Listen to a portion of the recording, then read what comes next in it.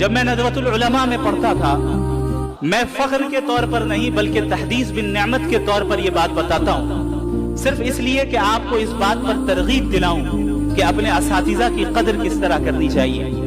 جب میں ندوۃ العلماء میں پڑھتا تھا تو حضرت مولانا سعید الرحمن الاعظمی دامت برکاتہم العالیہ محتمم دارالعلوم ندوۃ العلماء کے گھنٹے میں اکثر میں اس چیز کی کوشش کرتا تھا کہ میں ایسی جگہ پر بیٹھ جاؤں کہ حضرت جب کتاب پڑھا کر اٹھیں اور باہر کی طرف جائیں تو حضرت کو جوتے میں پہنوں۔ لہٰذا بعض طلبہ کے درمیان مسابقہ ہوتا تھا کہ کون دروازے کے قریب بیٹھ رہا ہے۔ میں وقت سے پہلے آتا تھا، وہاں بیٹھ جاتا تھا، اور یہ سلسلہ پورے سال رہا۔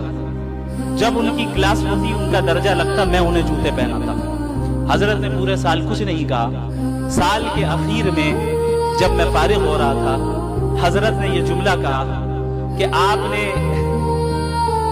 مجھے جوتے پہنانے کی ذمہ داری آپ نے ہی لے لی ہے۔ میں دعا کرتا ہوں اللہ آپ کے ذریعے سے اس دین کا علم مشرق و مغرب میں پھیلائے گا۔ میں سمجھتا ہوں کہ یہ جو کچھ بھی کام کل ہوا، یہ میرے اساتذہ کرام کی دعاؤں کا نتیجہ ہے۔ میرا اس میں کوئی دخل نہیں، کوئی بھی دخل نہیں۔ میں نے بس ایک چیز کی پابندی، اگر اس دنیا میں ایول نہ ہو تو آپ گڈ کو ڈیفائن کیسے کریں گے؟ اگر ظلم نہ ہو آپ انصاف کو سمجھیں گے کیسے؟ اگر تاریکی نہ ہو تو آپ لائٹ کو سمجھیں گے کیسے؟ بہت اچھا، ابھی اور سن لیں، ابھی اور باقی ہے۔ یہ تو بات بہت پسند آئی صاحب مجھے کہ جب تک ریپ نہ ہو تب تک عورتوں کی عزت کا خیال آپ نے میرا جواب پورا سنا ہی نہیں۔ جب تک کہ بچوں کا قتل نہ کیا جائے تب تک آپ کو بچوں کی معصومیت کی عزت۔ آپ نے پورا جواب سنا ہی نہیں۔ کیا بات ہے، کیا آپ نے نکتہ نکالا؟ آپ نے پورا جواب سنا ہی نہیں۔ آپ سن لیں، میری بات سن لیں۔ یہ میں نے آپ کو ایک چیز بتائی۔ دوسری چیز، اس دنیا میں ہم آئے ہیں ٹیسٹ کے لیے، ہمارا ٹیسٹ ہو رہا ہے، اور ہر انسان کا الگ الگ انداز میں ٹیسٹ ہوتا ہے، اور اس دنیا میں اگر ایول موجود ہے تو وہ ایول نوبل کوالٹیز کو ڈیولپ کرنے کا اور الگ الگ فیلڈ میں پروگریس کرنے کا، اور اگر ہمارے اندر اور اس دنیا میں ایول نہیں ہوتا تو بتائیے ٹیسٹ کا مطلب کیا ہوتا؟ اگر میں اپنے اسٹوڈنٹ کو MCQs دوں اور اس میں صرف رائٹ آنسر لکھ کر دے دوں اور کہوں تمہارا ٹیسٹ ہو گیا، یہ میننگ لیس ہے۔ اس دنیا میں اگر ہم ٹیسٹ کے لیے آئے ہیں تو ظاہر ہے گڈ اینڈ ایول دونوں موجود ہے۔ تو اگر گڈ اینڈ ایول دونوں موجود ہے تو یہ ایول بھی خدا کا بنایا ہوا ہے؟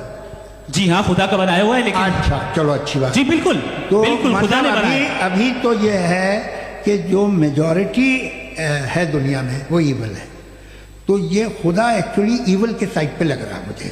بالکل بھی نہیں، میں بتاتا ہوں۔ میجورٹی میں تو وہ ہیں۔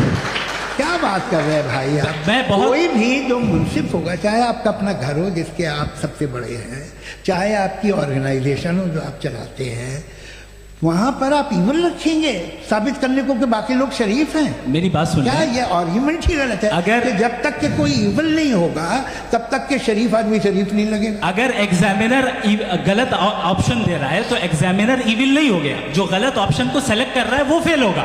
کریٹر نے ایول کو بنایا ہے لیکن وہ ایول نہیں ہے۔ اچھا سنیے میری بات، لیٹ می کمپلیٹ سر۔ کریٹر نے ایول کو بنایا ہے ٹیسٹ کے لیے، وہ ایول نہیں ہے۔ ایول وہ ہوگا جو اسے اختیار کرے گا۔ چھری کو بنانے والا غلط نہیں ہوتا ہے، چھری کا غلط استعمال کرنے والا غلط ہوتا ہے۔ اپنی بیچ کر جنت کے خریدار ہے علماء دیوبند، اسلام کے غمخوار ہے علماء دیوبند، آقا کے وفادار ہے علماء دیوبند، اسلام کے غمخوار ہے علماء دیوبند، آقا کے وفادار ہے علماء دیوبند، اسلام کے غمخوار ہے علماء دیوبند۔ کفار جانتے ہیں کہ اسلام کے آگے